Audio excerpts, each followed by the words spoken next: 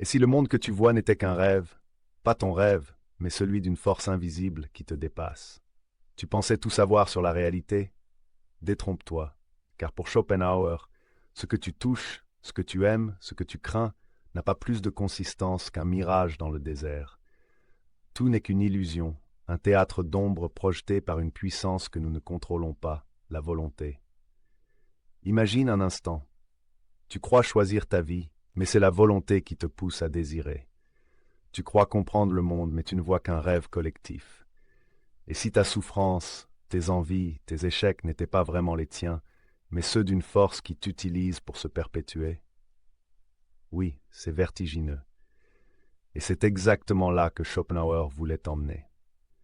Avant d'aller plus loin, si ce genre de vérité qui bouscule la perception du réel t'intrigue, pense à t'abonner et à liker cette vidéo. Ça aide vraiment à faire connaître la chaîne, et surtout, ça me motive à te partager encore plus de ces sagesses intemporelles qui réveillent l'esprit. Et puis, qui sait, peut-être que la volonté elle-même essaiera de t'en empêcher.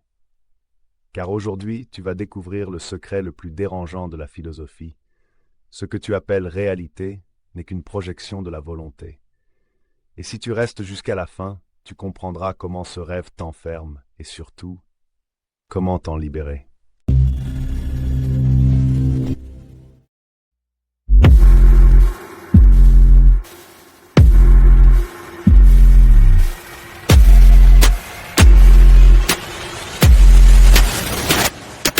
Au XIXe siècle, un philosophe allemand du nom d'Arthur Schopenhauer publie un livre qui va bouleverser notre façon de voir le monde comme volonté et comme représentation. Dans cet ouvrage, il affirme une idée déroutante. Ce que nous voyons, entendons ou ressentons n'est pas le monde réel. Ce n'est qu'une apparence, une image mentale filtrée par notre conscience. Imagine que la réalité soit comme un film projeté sur un écran et que tu n'en vois que la lumière, jamais la source. Tu crois observer le monde, mais tu ne fais qu'en contempler la représentation. Tout ce que tu perçois, les formes, les sons, les visages, les objets, n'est qu'un reflet intérieur, une construction de ton esprit. Mais Schopenhauer va encore plus loin. Il dit qu'au-delà de cette apparence se cache une force colossale et invisible, la volonté. Une énergie aveugle, irrationnelle, qui anime chaque être vivant. C'est elle qui pousse la plante à grandir, le prédateur à chasser, l'être humain à désirer sans fin. Cette volonté agit partout, en tout, sans jamais se reposer. Et si tu y réfléchis, tu la ressens toi aussi. Quand tu veux quelque chose sans savoir pourquoi, quand tu répètes les mêmes erreurs, quand tu ressens ce vide que rien ne comble, c'est elle. Schopenhauer nous force à poser la question qui dérange. Si cette volonté gouverne tout, alors qui agit vraiment dans nos vies? Et surtout, existe-t-il un moyen de s'en libérer? Première étape, comprendre que le monde n'est pas ce qu'il semble être. Pour Schopenhauer, le monde extérieur n'est qu'un théâtre d'ombre. Tout ce que tu vois, entends, ressens passe par les filtres de ton esprit, l'espace, le temps, la causalité. Autrement dit, tu ne vois pas le monde en lui-même, tu vois ton interprétation du monde. Imagine que tu sois dans une salle de cinéma. Tu regardes un film projeté sur l'écran, tu ris, tu trembles, tu pleures. Mais jamais tu ne vois la pellicule, ni la lumière du projecteur, tu ne vois que les images. C'est exactement ce que Schopenhauer veut dire. La réalité telle que tu la vis est une projection. Elle dépend de ta conscience. Et ce que tu crois être le réel n'est qu'un décor créé par ton propre esprit. Dans un rêve, tout te paraît tangible. Tu cours, tu parles, tu ressens. Mais quand tu te réveilles, tu comprends que tout cela n'existait que dans ta tête. Schopenhauer te dit, dans la vie aussi, tu rêves. La différence, c'est que tu ne t'es pas encore réveillé. Deuxième étape, découvrir la force cachée derrière ce rêve.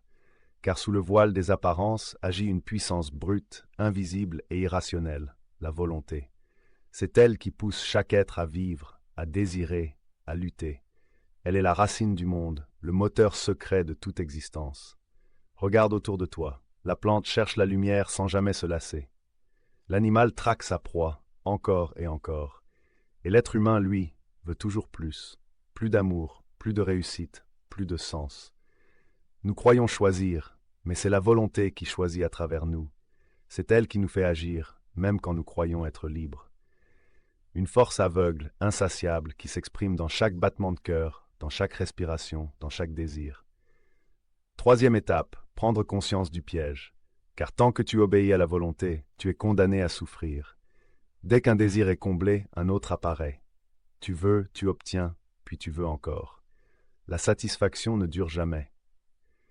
Et c'est pour cela que la vie, dit Schopenhauer, oscille sans fin entre la douleur du manque et l'ennui de la possession. Mais comprendre cela, c'est déjà commencer à s'en libérer. Car si le monde est un rêve, tu peux apprendre à rêver lucidement. Si la volonté agit à travers toi, tu peux la voir sans t'y identifier. C'est là que naît la véritable liberté intérieure, non pas dans la possession, mais dans la compréhension. Non pas dans la victoire sur le monde, mais dans l'éveil face à son illusion. Et la question maintenant, la plus cruciale de toutes, c'est celle-ci. Comment se libérer de cette volonté sans fuir le monde? La réponse, Schopenhauer la trouve dans un lieu inattendu, dans l'art, la contemplation et la compassion. C'est ce que nous allons explorer dans la suite. La souffrance naît de la volonté. C'est elle qui te pousse à vouloir, à espérer, à t'attacher à tout ce que tu crois pouvoir posséder. Mais chaque désir porte déjà en lui sa propre douleur, car vouloir, c'est manquer. Et dès que ton désir est comblé, un autre prend sa place. Ainsi la vie devient une course sans fin, une oscillation entre le manque et la lassitude. Tant que tu veux, tu souffres. Tant que tu désires, tu es esclave. Schopenhauer ne te demande pas d'éteindre tes émotions, ni de renier le monde. Il t'invite à comprendre son mécanisme. Comprendre la volonté, c'est déjà commencer à s'en libérer. Car ce que tu vois n'est pas la vérité, mais une mise en scène de ton esprit, une illusion que ton désir rend crédible. Lorsque tu vois cela clairement, tu cesses de courir après les mirages. Tu continues de vivre, mais différemment. Tu n'es plus celui qui veut, tu deviens celui qui voit. Regarde ton désir comme tu regardes un nuage passer. Il se forme, il s'impose, puis il se dissipe. Tu n'as rien à faire sinon observer. Et dans cette observation, la volonté perd de sa force. Tu découvres un espace silencieux à l'intérieur de toi, un espace où la paix ne dépend plus de ce que tu obtiens ou de ce que tu perds. Le philosophe n'est pas celui qui fuit le monde, il est celui qui ouvre les yeux sur le rêve. Il comprend que tout ce qu'il vit n'est qu'un mouvement de la volonté, un courant qui ne peut pas arrêter, mais qu'il peut traverser sans s'y noyer. Cette lucidité ne rend pas la vie plus froide, elle la rend plus claire. Tu vois le monde pour ce qu'il est, un jeu de force, un rêve collectif dans lequel chacun joue son rôle sans le savoir. Et c'est peut-être cela, le véritable éveil. Comprendre que tu n'as jamais été séparé du monde, mais que tu n'étais pas obligé de le confondre avec toi-même.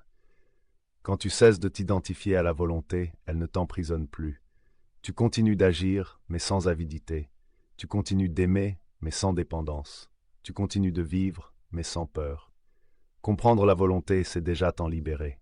Et quand cette compréhension s'installe, même un instant, tu ressens une paix étrange, profonde, presque immobile, comme si le monde continuait de bouger. Mais que toi, tu étais enfin éveillé au cœur du rêve. Si tout n'est qu'un rêve de la volonté, alors la véritable sagesse n'est pas dans la conquête, ni dans la résistance, mais dans l'éveil. S'éveiller, c'est voir la vie telle qu'elle est, sans le voile des illusions, sans la tension du désir. C'est comprendre que le monde extérieur n'est pas un champ de bataille où s'affrontent des volontés individuelles, mais un vaste miroir où la volonté universelle se contemple à travers nous. Ce que tu appelles réalité, c'est la volonté qui se regarde elle-même. Et ce que tu appelles toi n'est qu'une forme, un reflet éphémère dans ce rêve cosmique. Chaque battement de ton cœur, chaque pensée, chaque émotion n'est qu'une vibration de cette force qui traverse tout. Tu n'es pas séparé du monde, tu es l'expression momentanée de son mouvement. Alors, à quoi bon lutter contre ce qui t'anime? À quoi bon désirer ce que la volonté désire déjà à travers toi? Le philosophe ne fuit pas le monde, il apprend à le contempler sans s'y perdre.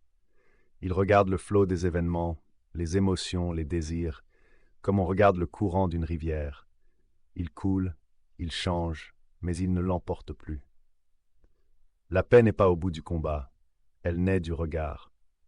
Lorsque tu vois la volonté à l'œuvre, lorsque tu comprends que tout ce que tu appelles moi, les autres, ou la vie, fait partie du même rêve, une transformation se produit. Tu ne cherches plus à posséder, ni à vaincre. Tu observes, tu comprends, et peu à peu, le besoin de vouloir s'efface. C'est là que commence la liberté véritable. Non pas celle d'obtenir tout ce que tu veux, mais celle de ne plus être esclave du vouloir lui-même. Tu découvres que la réalité n'a jamais été ton ennemi. Elle est ton reflet, ton école, ton miroir. Et plus tu la comprends, plus tu te réveilles à ce que tu es réellement, une conscience témoin du rêve, non son prisonnier. Quand le sage comprend cela, il cesse de vouloir et commence à voir. Il regarde le monde avec la clarté de celui qui s'est enfin réveillé. Et dans ce silence intérieur, il trouve une sérénité que rien ne peut troubler. Car il sait désormais que tout ce qu'il voit, tout ce qu'il vit, tout ce qu'il aime, n'est qu'un rêve de la volonté, et que la seule vraie liberté, c'est d'en être conscient. Si tout n'est qu'un rêve de la volonté, alors la sagesse ne consiste plus à lutter, mais à s'éveiller. À voir le monde non pas comme un champ de bataille des désirs, mais comme un miroir de l'esprit. Car ce que tu appelles réalité, c'est la volonté qui se regarde elle-même. Et ce que tu appelles toi n'est qu'un reflet de ce rêve cosmique. Quand tu comprends cela, quelque chose en toi s'apaise. Tu ne cherches plus à posséder, ni à fuir.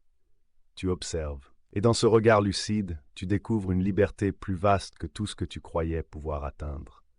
Le sage ne fuit pas la vie, il la contemple avec des yeux neufs. Il cesse de vouloir et commence à voir. Si cette vision t'a parlé, si elle a éveillé en toi une autre manière de comprendre la réalité, alors pense à t'abonner et à liker cette vidéo. Cela m'aide à faire grandir cette chaîne et à continuer de partager ces sagesses intemporelles avec toi. Et maintenant, dis-moi dans les commentaires, si tout ce que tu vis n'est qu'un rêve de la volonté, penses-tu qu'il soit vraiment possible de s'en libérer ou que la vraie sagesse consiste simplement à s'éveiller à l'intérieur du rêve?